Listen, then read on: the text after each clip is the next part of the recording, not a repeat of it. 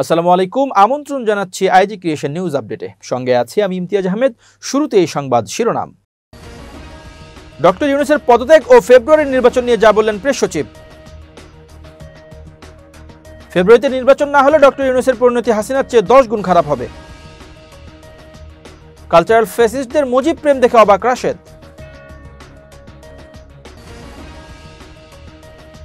পুতিনকে ট্রাম্পের স্ত্রীর চিঠি যা লেখা আছে। ইরানের নতুন হাইপারসোনিক ক্ষেপণাস্ত্র কতটা ভয়ঙ্কর।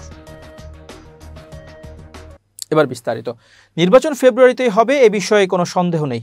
যারা সন্দেহের বীজ খুব রোপণ করেছেন তাদেরকে বলবো আপনারা থামেন। নির্বাচন ফেব্রুয়ারিতে হবে এবং রোজা শুরু হওয়ার আগেই হবে। সব জায়গায় সবাই মিলে এখন পুরো জাতি আসলে অধীর আগ্রহে নির্বাচনের জন্য অপেক্ষা করছে। মাগুরায় নির্বাচন নিয়ে এক প্রশ্নের জবাবে সাংবাদিকদের এই কথা বলেছেন প্রধান উপদেষ্টার প্রেস সচিব শফিকুল আলম। শুক্রবার দুপুরে নিজ জেলা মাগুরায় জুলাই অভ্যুত্থানে শহীদ পৌরসভার বরুণাতৈল গ্রামের ছাত্রদল নেতা মেহেদী হাসান রাব্বি ও পত্রিকা বিলিকারী আলামিন হোসেনের কবর জিয়ারত করেন প্রেস সচিব। এরপর পাশের পারনান্দুয়ালি মসজিদে জুমার নামাজ শেষে নবগঙ্গা পার্কে নির্মাণাধীন জুলাই শহীদ স্মৃতিস্তম্ভের স্থান পরিদর্শন করেন। সেখানে স্থানীয় সাংবাদিকদের সঙ্গে কথা বলেন তিনি। প্রেস সচিব জানান, অন্তর্বর্তী সরকারের 3টি মূল দায়িত্ব হচ্ছে সংস্কার, বিচার ও নির্বাচন। এর মধ্যে রাজনৈতিক দলগুলোর সঙ্গে সংলাপের মাধ্যমে সংস্কার কার্যক্রম অগ্রসর হচ্ছে এবং বিচার কার্যক্রম দৃশ্যমান রয়েছে। জনগণের প্রত্যাশা অনুযায়ী সরকার এখন নির্বাচন আয়োজনের প্রস্তুতি নিচ্ছে।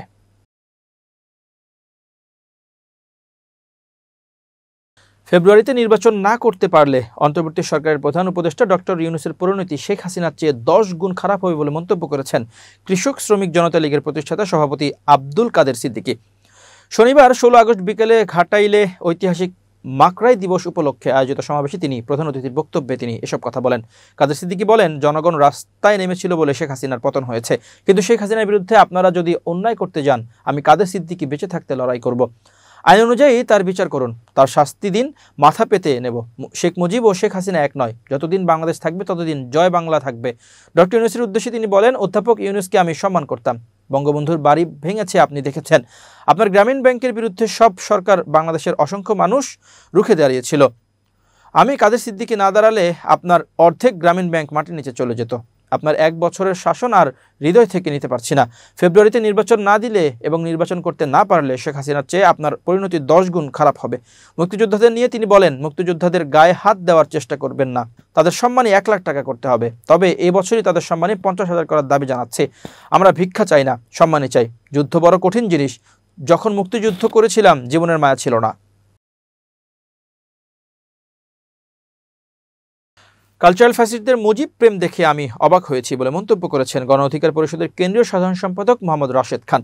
শনিবার ফেসবুক পোস্টে তিনি এ মন্তব্য করেন। তিনি বলেন, গণ অভ্যুত্থান 1 বছরের মাথায় কালচারাল ফ্যাসিস্টদের শেখ মুজিব প্রেম দেখে আমি অবাক হয়েছি। যতটুকু বুঝলাম, এদেরকে প্রশাসনে বসে থাকা আওয়ামী ফ্যাসিস্ট কর্মকর্তারা ও ভারতীয় আধিপত্যবাদী শক্তির রসদ জুগিয়েছে। আরও গুরুত্বপূর্ণ তথ্য পেলাম, জাপাকে মাঠে নামিয়েছে ভারতীয় এবং স্বতন্ত্রভাবে আওয়ামী লীগকে নির্বাচনে নামানো হবে অথবা জাপার উপর ভর করবে আপা।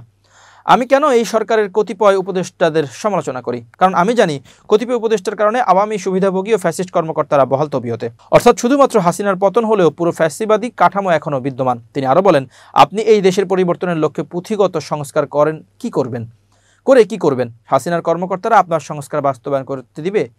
হাসিনার লোকগুলোকে সর্বত্র বসিয়ে রাখা হয়েছে, প্রমোশন দেওয়া হয়েছে। এই অবস্থায় কোনো পুঁথিগত সংস্কার বাস্তবায়ন হবে না। 1 বছরের মাথায় কালচারাল ফ্যাসিস্টদের দাপট দেখেছেন। পরের বছর এরা মিছিল দেবে। তখন আরে শেখ মুজিবের শাসন ছিল হাসিনার থেকেও ভয়ঙ্কর।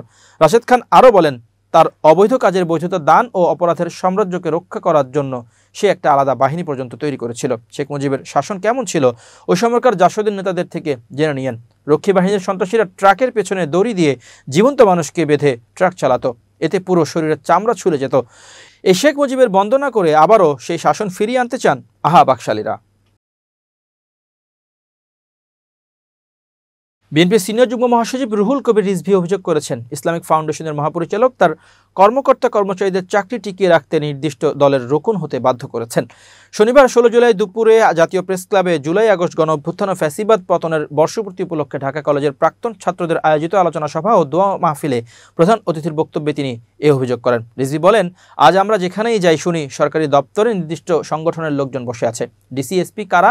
তারা প্রশাসনিক কাজ না করে দলের কাজ করছে। ইসলামিক ফাউন্ডেশনের ডিজি পর্যন্ত বলেছেন, রোকন না হলে চাকরি থাকবে না। এটা বানানো কথা নয়, সত্য ঘটনা। আজ আমাকে একাধিক কর্মকর্তা জানিয়েছেন। তিনি প্রশ্ন তোলেন, এই জন্য কি মুগ্ধ আবু সাঈদ ওয়াসিমরা পুলিশের গুলিতে বুক পেতে জীবন দিয়েছিল? তারা কি এই ভয়ঙ্কর একদলীয় চিন্তার জন্য আত্মোৎসর্গ করেছিল? বিএনপির এই নেতা বলেন, শেখ হাসিনার আমলে যেমন ভিন্ন মত দমনে মামলা ও দমনপীড়ন চালানো হতো, তেমনি এখন আবার ধর্মের নামে একই ধরনের একচেটিয়া চিন্তা চাপিয়ে দেওয়া হচ্ছে। তিনি বলেন, এখনও নির্বাচন হয়নি, জনগণ কাকে ভোট দেবে সেটাও নির্ধারিত হয়নি, অথচ সরকারি চাকরিতে নিয়োগ পেতে হলে নির্দিষ্ট দলের রোকন হতে হবে, এমন বার্তা ছড়ানো হচ্ছে। শেখ হাসিনা পালালেও তার ভূত আত্মার অন্য রূপে হাজির হয়েছে। তিনি আরও বলেন, আমরা এমন গণতন্ত্র চাই যেখানে জনগণ ভোট দিয়ে যার পক্ষে রায় দেবে সেই রাষ্ট্র ক্ষমতায় বসবে। এজন্যই আমাদের লড়াই, এজন্যই এত তরুণ জীবন দিয়েছে। কিন্তু এখন আবার ষড়যন্ত্র চলছে। একটি চেতনার বিদায়ে আরেক চেতনা দখল, এটা জনগণের প্রত্যাশা নয়। রাশিয়ার প্রেসিডেন্ট ভ্লাদিমির পুতিনের কাছে ব্যক্তিগত একটি চিঠি লিখেছেন মার্কিন প্রেসিডেন্ট ডোনাল্ড ট্রাম্পের স্ত্রী মেলানিয়া ট্রাম্প। শনিবার ব্রিটিশ বার্তা সংস্থা রয়টার্সের এক প্রতিবেদনে এ তথ্য জানা গেছে। প্রতিবেদন অনুযায়ী শুক্রবার আলাস্কার বৈঠকে মেলানিয়া ট্রাম্পের লেখা একটি চিঠি পুতিনের হাতে তুলে দিয়েছেন মার্কিন প্রেসিডেন্ট ডোনাল্ড ট্রাম্প। হোয়াইট হাউসের কর্মকর্তারা রয়টার্সকে জানিয়েছেন, ওই চিঠিতে মেলানিয়া ইউক্রেন যুদ্ধ চলাকালে অপহূত শিশুদের দুর্দশার কথা তুলে ধরেছেন। স্লোভেনীয় বংশোদ্ভূত মেলানিয়া প্রেসিডেন্ট ট্রাম্পের সঙ্গে আলাস্কা সফরে যাননি। মেলানিয়ার চিঠিতে কি লেখা আছে তা নিয়ে বিস্তারিত কিছু জানাননি কর্মকর্তারা, শুধু বলেছেন ইউক্রেনের যুদ্ধের ফলে অপহূত শিশুদের দুর্দশার কথা উল্লেখ করা হয়েছে। এই চিঠি নিয়ে এর আগে কোনো খবর প্রকাশিত হয়নি। ইউক্রেনের অভিযোগ, পরিবার বা অভিভাবকের অনুমতি ছাড়াই হাজার হাজার ইউক্রেনীয় শিশুদের অপহরণ করে রাশিয়া অধিকৃত অঞ্চলে নিয়ে গেছে রুশ বাহিনী। কিয়েভ জানিয়েছে, এ ধরনের অপহরণ জাতিসংঘ সনদের সংজ্ঞা অনুযায়ী যুদ্ধাপরাধের মধ্যে পড়ে।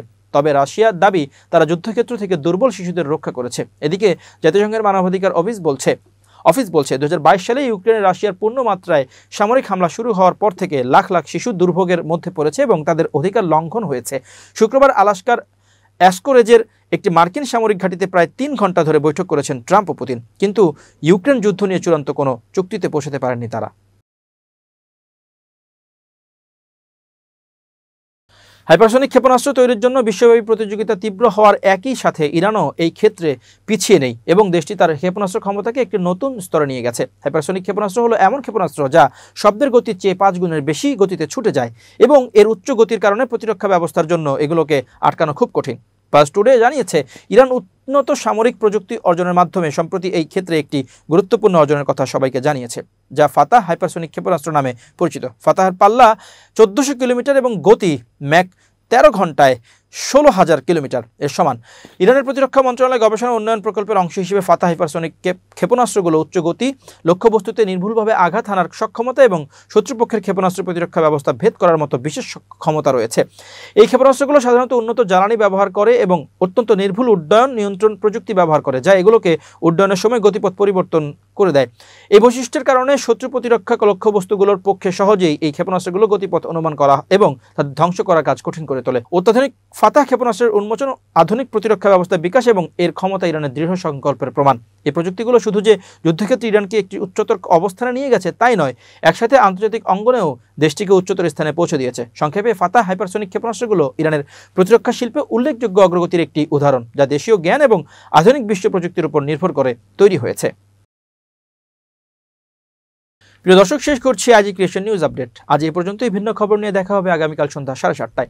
নিজেকে আপডেট রাখতে সাবস্ক্রাইব করুন চ্যানেলটি, নিয়মিত লাইক, কমেন্ট ও শেয়ার করে ছড়িয়ে দিন সর্বত্র। সুস্থ থাকুন, নিরাপদে থাকুন। আল্লাহ হাফেজ।